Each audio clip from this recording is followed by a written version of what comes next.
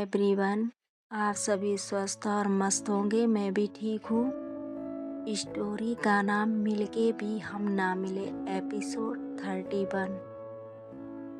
अब तक आपने सुना था कि प्रांजल सिया को अपने सीने से लगा लेती है और सिया उसकी बाहों में एक सुकून की सांस लेती है। बहुत देर तक वो दोनों को हक किए रहते हैं। फिर प्रांजल उसे खुद से दूर करती है और उसके हाथों को अपने हाथों में लेती है और कहती है, सिया, मुझे पता है तुम्हारे साथ जो भी हुआ सही नहीं हुआ और मुझे ये भी पता है कि तुम्हारे लिए भूलना भी आसान नहीं है, लेकिन अतीत की यादों को जितना हम कुरेदेंगे वो दर्द ही देंगी। सो मैं ये तो नहीं कहूँगी सब कुछ एक बार में भूल जाओ, लेकिन ये ज़रूर कहूँगी कि कोशिश ज़रूर करो। आज के बाद मैं वादा करती हूँ कि तुम्हारी आँखों में एक भी आंसू नहीं आने दूँगी। हम यहाँ से दूर चले जाएंगे और अपनी एक सुंदर सी दुनिया बनाएंगे। सिया की आँखें भर आती हैं। वो फिर से प्रांजल को गले लगा लेती है और कहती है, हाँ, सही कहा, हम दूर चले जाएंगे यहाँ से। बहुत दूर रह लिया हमने एक दूसरे से। अब हम एक दूसरे के लिए जिएंगे बस। फाइनली इनकी लाइफ में कुछ चीज़ें ठीक हो चुकी थी।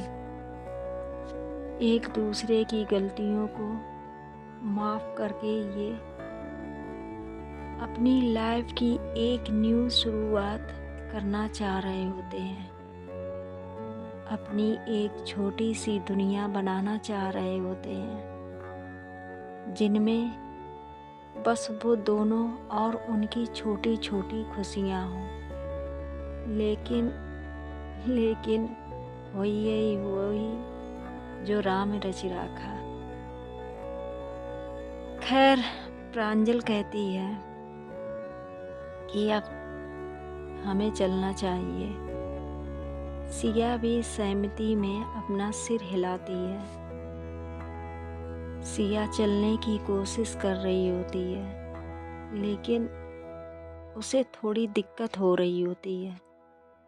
प्रांजल उसे अपने गोद में उठा लेती है। सिया को बहुत अच्छा लगता है प्रांजल का यूं गोद में उठाना। वो उसके गले में अपनी बाहें डाल देती है और अपना सिर उसके कंधे पर झुका देती है, जो साफ जाहिर कर रहा होता है कि सिया ने खुद को प्रांजल को समर्पित कर दिया है। इतने सालों की दूरियों ने के बाद आज प्रांजल की गोद में सिया को वो सुखद अनुभव हो रहा होता है, जिसे सिया ने कभी अपने सपने में सोचा था। प्रांजल जंगल से बाहर आती है। पास में ही उसकी कार खड़ी होती है। उसमें सिया को बैठाती है, फिर वो भी ड्राइविंग सीट पर आती है। सिया उससे पूछती है कि अब क्या करना है, कहाँ जाना है, कुछ सोचा है? प्रांजल कहती है, नहीं यार, हम लोगों ने तो प्लान बनाया था कि कुछ दिन इस फार्म हाउस पर ही रहेंगे, लेकिन ये सब कुछ हो गया। अब तो छवि से ही पूछना पड़ेगा क्या करें। सिया बोलती है, हाँ पूछो उन्हीं से। जब यहाँ तक प्लान बना दिया था तो आगे भी उनके पास प्लान होगा ही होगा। प्रांजल कहती है, हाँ यार सच कहूँ तो तुमसे मिलाने में उसका बहुत बड़ा हाथ रहा है। वो मेरी बेस्ट फ्रेंड है, बहुत हेल्प की है मेरी। सिया बोलती है, हाँ दिखा, लड़की तक किडनैप करवा दी। ऐसा हेल्प कोई आम दोस्त तो कभी नहीं करा सकता। ये कहकर हंसने लगती है। प्रांजल कहती है, हाँ वो तो है, सारी प्लानिंग उसी की थी। उसकी वजह से मुझे साड़ी तक पहनना पड़ गया। मैंने अपनी पूरी लाइफ में कभी साड़ी नहीं पहना, लेकिन हमारा प्लान सक्सेस हो गया था।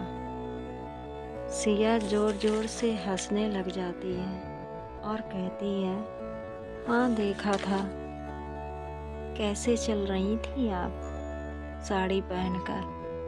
मैं उस टाइम हंस नहीं पाई थी, सीरियस मामला था ना। कोई ना, अब हंस लेती हूँ। और वो हंसने लग जाती है।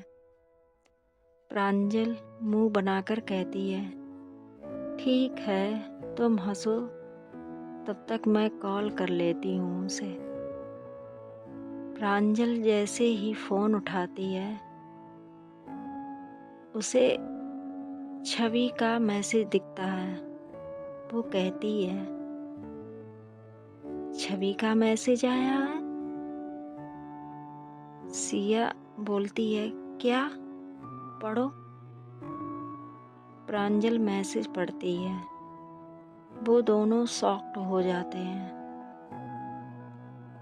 सिया कहती है, क्या भाई को पता चल गया हम कहाँ हैं?